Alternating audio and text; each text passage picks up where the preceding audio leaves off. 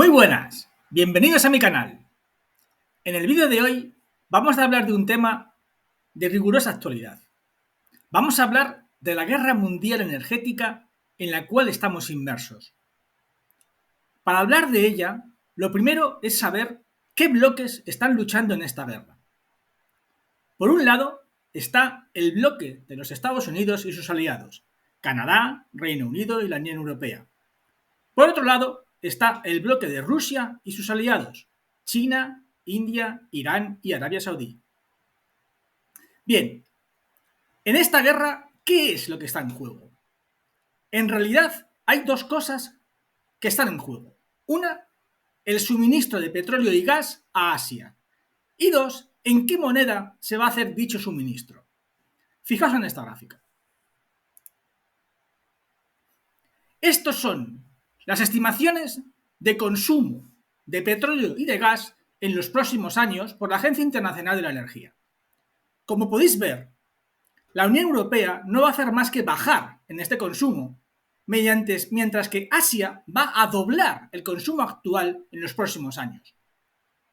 Este desarrollo de Asia, este desarrollo de los países emergentes, es una de las razones que ha propiciado la guerra. ¿Quién va a suministrar petróleo y gas a estos países y en qué moneda? Es la pregunta y la razón de toda esta guerra. Pero vayamos al origen.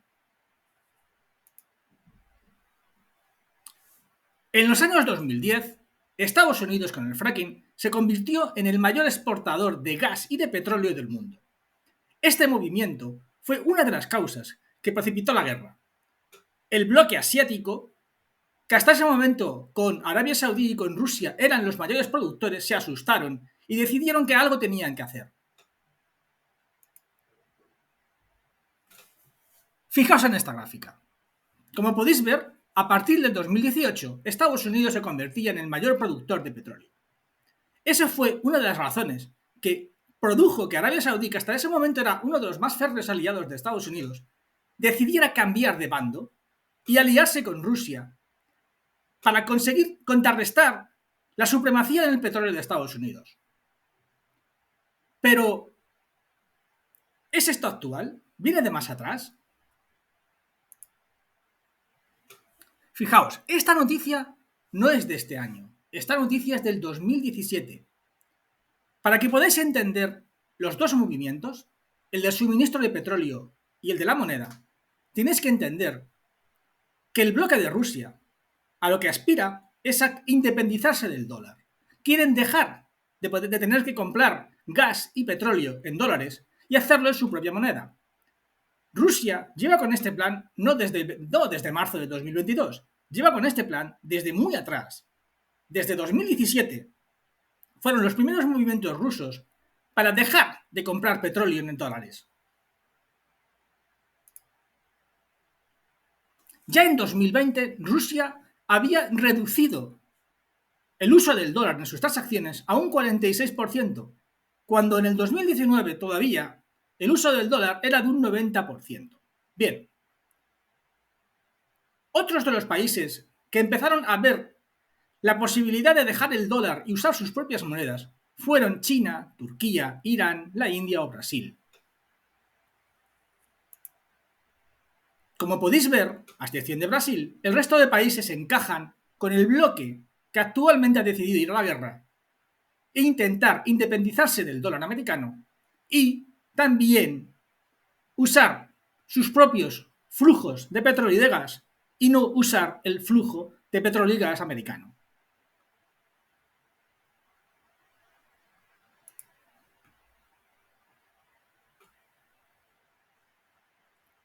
Bien, ¿cómo se precipitaron los acontecimientos? La guerra de Ucrania fue el principio de esta gran guerra energética. Ya antes había habido movimientos energéticos y subida de precios en el gas que luego analizaremos, pero los principales movimientos se empiezan a precipitar a partir de la invasión rusa de Ucrania.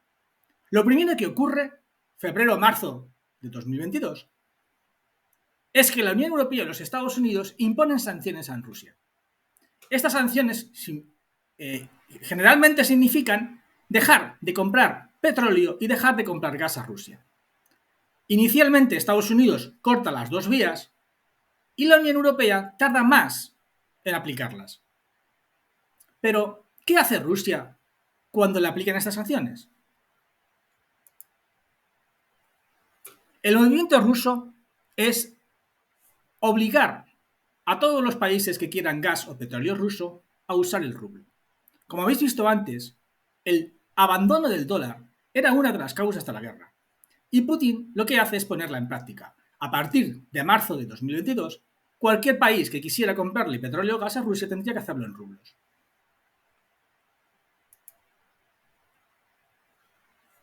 Este movimiento ruso, lo primero que provoca es una subida espectacular del rublo frente al dólar. ¿Por qué? Pues porque el rublo ahora se convierte en moneda necesaria para las transacciones energéticas. Esto pone al rublo muy por encima del dólar y es una jugada maestra de Rusia para conseguir su independencia económica del dólar americano. En esta gráfica lo vais a ver mejor. En azul es el rublo, en amarillo, en naranja es el dólar y el resto de monedas en verde, violeta o amarillo. Como podéis ver, inicialmente, cuando empieza la guerra, el rublo baja mucho. Pero después, en el momento en el que se hace el anuncio el 26 de marzo o el 23 de marzo del cambio a rublos en las transacciones energéticas, esto provoca un subidón en el rublo que se coloca por encima del dólar o del resto de monedas europeas.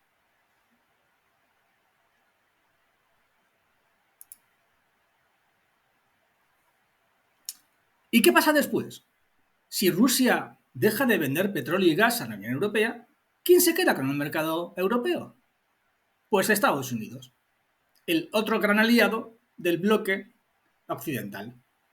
Es en ese momento, cuando Rusia deja de vender petróleo y gas, que Estados Unidos toma el reemplazo y a partir de ese momento se convierte en el mayor proveedor tanto de gas, a través de GLN, de gas licuado, como de petróleo.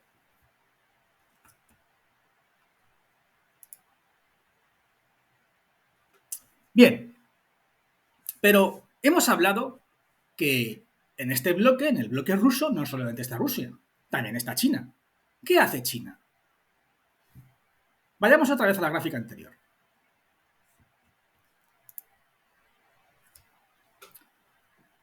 Al no poder suministrar petróleo ni gas a Europa, Rusia necesita otros mercados. Y esos otros mercados son la India o son China. A partir de ese momento, Rusia suministra grandes cantidades de gas a través de sus gasoductos a China.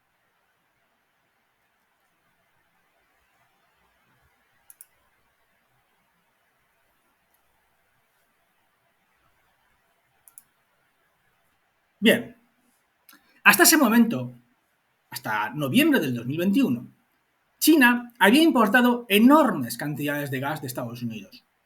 De hecho, la cantidad de gas que había importado había provocado, si os acordáis, en octubre, noviembre del año pasado, del año 2021, un auténtico subidón en el precio del gas. Cuando se produce la guerra de Ucrania, Rusia cambia el gas que enviaba a Europa por China. Al hacer este movimiento, China ya no necesita el gas de Estados Unidos. Con lo cual, China toma una decisión y es dejar de comprar gas a Estados Unidos y usar los acuerdos que tenía con Estados Unidos para ese gas que está fabricado en Estados Unidos, llevarlo a otros mercados y obtener enormes cantidades de beneficio. Es decir, el gas que iba a ir para China deja de ir a China, va a Europa y a cambio los chinos se quedan con el gas ruso. Es un win-win. Pero ¿y el petróleo? Ya hemos visto qué ha pasado con el gas ruso, el gas que iba a Europa, pero ¿y el petróleo? ¿Qué ocurre con el petróleo?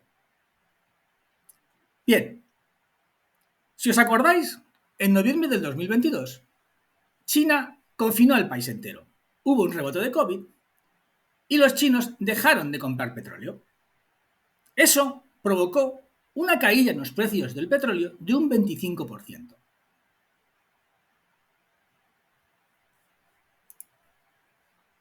Aquí lo vais a ver fácilmente.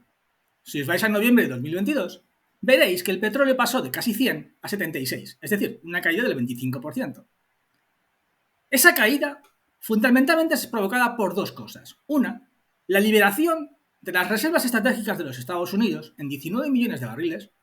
Y dos, el COVID chino.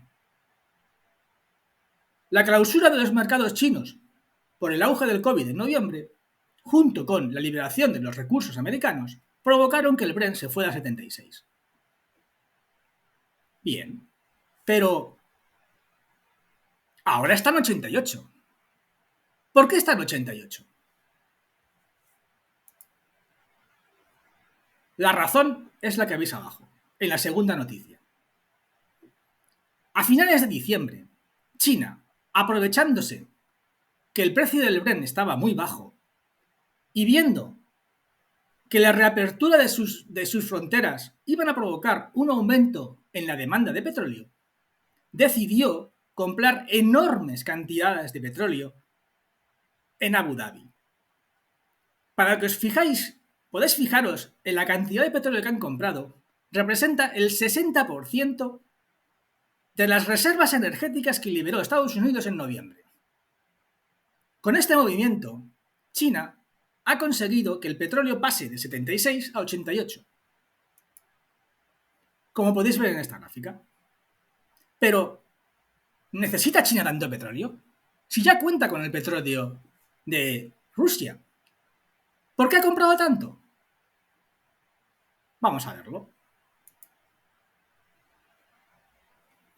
La razón de que China haya comprado tanto petróleo es esta.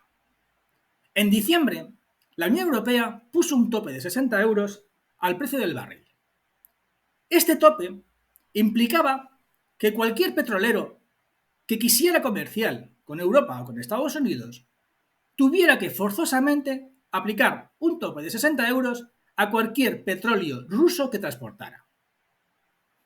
Esto hizo que Rusia lanzase un acuerdo por el cual, a partir de febrero, se prohibiera la exportación a cualquier país que aplicara este tope. ¿Qué quiere decir todo esto? Quiere decir que a partir de febrero, las sanciones a Rusia y la prohibición de Rusia de exportar petróleo a cualquier otro país que imponga este tope van a provocar una subida del precio. Este es el movimiento chino. China se ha dado cuenta o ha entendido que va a ocurrir esto, ha comprado muchísimo petróleo y lo que va a hacer después es venderlo a un precio muy alto. Es decir, a partir de marzo nos espera un petróleo por las nubes.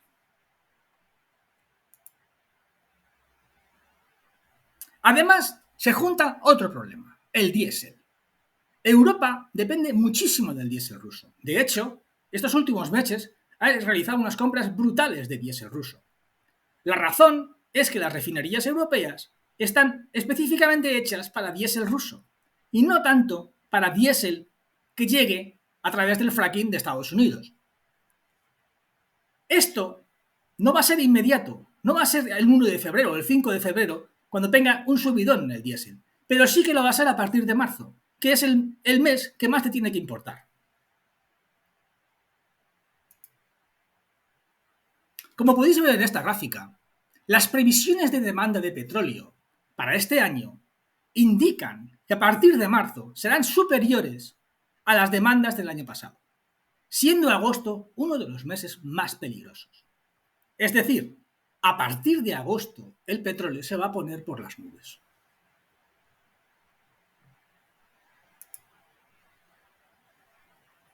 Pero hay el resto de actores. Hemos hablado de Rusia, hemos hablado de China, pero ¿y la India? ¿Qué pasa con la India? Como puedes ver, la India también juega un papel muy importante en esta guerra.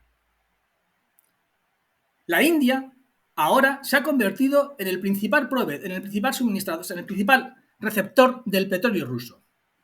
Ahora Rusia se convierte en su principal proveedor, pasando por encima de Irak o de Arabia Saudí. Rusia ha llegado a acuerdos con la India, pero fundamentalmente hay un gran interés. Es la flota paralela que Rusia quiere crear para de esta forma sortear las sanciones de la Unión Europea. Como hemos dicho antes, los petroleros no pueden transportar petróleo si quieren comerciar con Europa. Por lo tanto, Rusia necesita crear una flota de petroleros alternativa que puedan transportar su petróleo. Y uno de sus principales socios es la India. La idea es vender petróleo muy barato a la India, que la India venda este petróleo barato en los mercados y con este beneficio ayudar y hacer transacciones económicas con Rusia para que ella pueda crear su propia flota y con esta flota pueda suministrar petróleo al resto de mercados.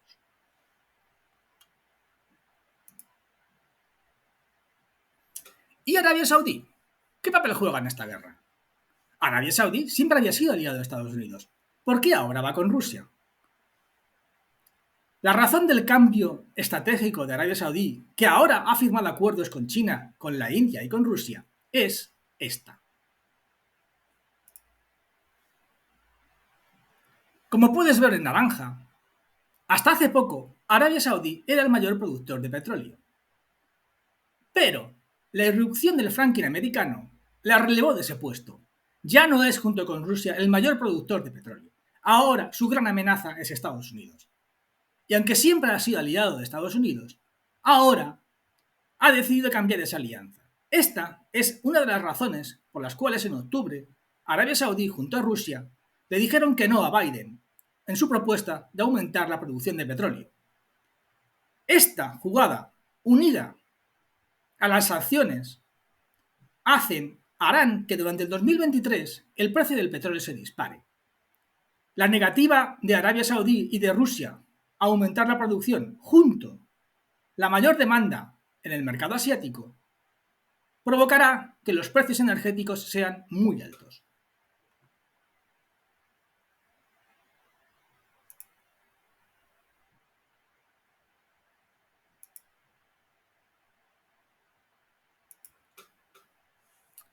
¿Y qué ocurre con el otro actor? Con Irán. Mismo de todo. Tanto Irán como Rusia como China han formado una alianza.